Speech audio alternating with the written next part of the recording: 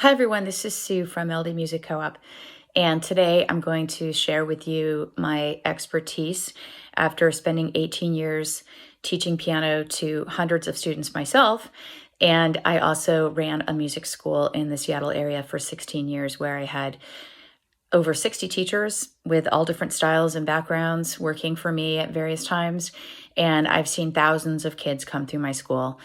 I also am a mom of 3 kids who are now all young adults. And so I have the mom's perspective on this as well. So let me take you through some things that you should consider. So first of all, is your child a beginner? I know from many years of teaching that the percentage of students who actually go on to study really advanced levels of piano is very, very small. Most kids who take piano lessons usually stay for anywhere from like 2 to 5 years, and they will continue on if they love it. But a lot of times they just kind of lay a foundation of music for themselves for the rest of their life. And that's what our goal is with my teaching and all of my teachers that work with me here at Melody Music Co-op. We want to establish a lifelong love for music. So if your student is a beginner, there are some considerations that you really need to take. The other end of the spectrum would be if your student is a pretty advanced player.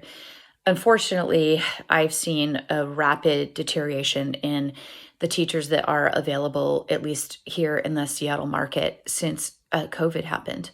A lot of the teachers that I used to know that I would refer more advanced students to have just moved away, or they have stopped teaching, and it's really sad. But if you have a student who needs a more advanced teacher, that is a very different process, and I will make a separate video about that. So this video is geared more toward families who have students that are beginners, or maybe they've been playing for 2 or 3 years and you're looking to change teachers. And so I'm going to give you some advice about doing that. So number 1, credentials. I always tell parents, don't bank a lot on credentials. I am a very successful piano teacher. I've had so many students, and I always have more kids wanting to take lessons from me than what I have room for. And yet I do not have a piano degree. My undergraduate degrees are in psychology and elementary education, and my master's degree is in marriage and family therapy. And I spent 10 years working in those industries before I opened my music school. But yet, I am a very highly respected piano teacher. And I think a lot of that is because of my education background. I just know child development, and I know what to expect from a 5-year-old versus what to expect from an 8-year-old. And I also have a lot of training in educational strategies and lesson planning. So I would say normally my experience has been that the better teachers tend to be those that have some type of education background. So when you're interviewing a teacher, ask them if they're primarily a performance artist who is just teaching on the side to make extra money, and there's nothing wrong with that, but that is a certain style of teacher. If you're looking for someone who is probably a little bit more long-term and maybe has more knowledge of developmental information, you should try to find someone who actually has an education background. Okay, second, along those same lines, would be experience. I would say the number one indicator of if your teacher is a good teacher is to ask them how many students they currently have, and most importantly, how long they have been seeing their students. A lot of teachers that are not very good teachers have a ton of turnover. They're constantly switching jobs. Maybe they advertise on 3 or 4 different websites that hook students up with teachers. That is something that I would typically avoid. I know that most of those websites do not vet their teachers. They have no idea who's teaching for them. And they also don't even personally know the teachers. So I'm going to take a slap at places like takelessons.com, for example. I would never, ever, ever find my child's teacher from a place like that, because those are usually teachers that are having trouble finding students. Most of my students have been with me for more than 5 years. And I have at least 10% of my students who have been with me for more than a decade. So those are the kinds of questions that you want to ask when you're interviewing a teacher. Okay, next I want to talk about the 3 C's. The 3 C's. Okay, this is communication, curriculum, and community. Unfortunately, most piano teachers are artists, and we're kind of known for not being so great at technical aspects of our job and also communicating. As the executive director of my music school for so many years, I would say that the biggest problem I had in dealing with teachers, with parents whose children were not seeing me personally, was around communication. Teachers that aren't responding to emails, teachers that just don't call you or let you know that there's a recital coming up. So I would say that's a red flag. If you start to engage with a teacher and they seem like they're really flaky about communication, I would probably look elsewhere. There's just no excuse for not answering emails. And even music teachers can learn organizational skills.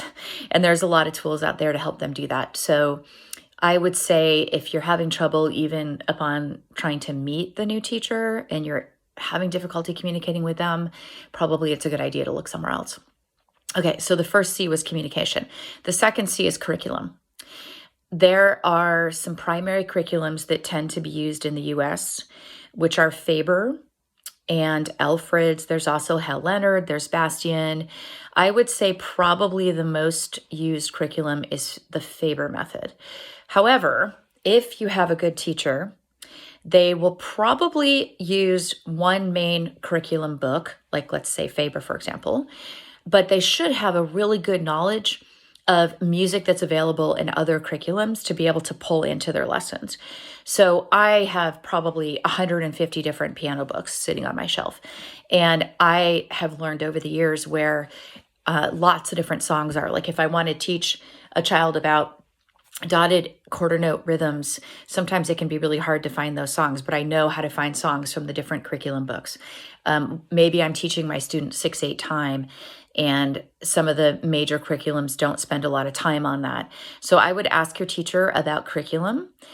Third is community. And this has to do with performances and recitals. If your teacher says they don't do recitals, walk away right then and there, because kids need to be motivated by performance. And it makes them practice more. It makes them feel accomplished. So many times I have kids who do recitals or shows with me, and they're really nervous about doing it. And they might even give me a hard time about going up on the stage during the recital. But then if they do it, they realize how much fun it was, and then they want to do it again.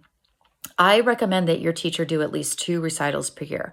I think if they're doing less than that, it's not enough. So in my studio, we always do a Halloween recital where the kids dress up in costumes. And we do those in people's homes, actually, which has been a really fun tradition that I've been doing for about 12 or 13 years now. And the families just love it. I have host family, and then a bunch of the kids from that neighborhood will come and we'll do recital on the floor in their living room on whatever piano they have. And then I also put on a more formal recital in June. Does your teacher participate in any kind of like community performances? I've taken kids to festivals and to different kinds of performances around the community, especially around the holiday time. All of those things are great for motivating your kid to practice. And the other aspect of community is, does your teacher help connect the families in your school to each other or in their studio to each other? I have long worked to try to get the families to get to know each other, because many times they see each other year after year after year when their kids are in lessons with me for multiple years. So that would be my third C. Okay, so I'm going to just reframe those one more time. Communication, curriculum, and community. Okay, the final thing that I would talk about with a potential teacher would be pricing and policies. Okay, I have run the gambit on this. When I had my own private studio in my home years ago, before I moved out into a commercial space, I was really lenient with like lessons that were missed. Yes, I would ask for 24 hours notice, and I definitely would like my students to try to do that. But sometimes people get sick or things happen. So my experience as a teacher has always been that generosity is met with generosity. And so I ask you to follow my policies, but I also know that sometimes emergencies happen.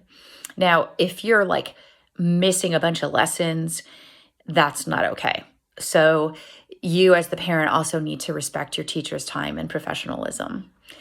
So I would find out about things like, do you have summer lessons? I really, really encourage year-round lessons because I think that kids lose a lot if they don't take lessons during the summer. And I will say goodbye to them in early June. If they don't come back until the middle of September, that's 3 months that they've been away from the piano. And it is shocking how much they lose during that time. I also have traditionally done piano camps in the summer. So even if your child is not able to take regular lessons over the summer, see if your teacher offers piano camps or mini camps. Oftentimes teachers will even have those at their homes where the kids just come every day for a week for a couple of hours to just keep them up on their piano skills. Also, I would ask about holidays. Many teachers teach like somewhere between 36 and 48 lessons per year with, time off around Thanksgiving and Christmas and spring break. And I would just find out about what those are so that you know what to expect. I would also ask about what happens if your family is going on an extended trip. In the Seattle area, I have a lot of families who are from India or China in particular that work at the techs, and, they will be gone for 6 to 8 weeks at a time. I have to find some ways to work around that. So I would just also ask your teacher about that. And in terms of pricing, I cannot believe, honestly, how much the prices have increased in most areas around the world, I think, in the last 15, 20 years. When I first started teaching 18 years ago, I was only charging $20 per lesson. And now I charge $40 per lesson. And I am underpriced compared to a lot of people of my skill level. So I would just say, look at what the average prices are. I think teachers that are more skilled probably should be able to charge more. And I don't necessarily mean a teacher that has some flaming degree or they performed at the Seattle Opera last week. I mean teachers that have a strong reputation of maintaining students and always being full. If you find a teacher that has 40 to 60 students, I call those monster teachers, and that means that's a good teacher. So that is someone that I would definitely try to be with. And if you find yourself a good piano teacher, don't ruin the relationship. Take care of them. They appreciate things like a Starbucks card during Teacher Appreciation Week or some kind of gift card at Christmas. I always tell families, don't give us chocolate because we get so much of it over the holidays. But there are lots of little things that you can do to maintain your relationship with your child's piano teacher. And I think that is a very important part of your child's success. So I hope that all of these are helpful to you. And I would suggest that if you have any questions or you have experiences that you'd like to share, please drop them in the comments below. And I promise that I will respond. Thanks. Have a great day, everyone.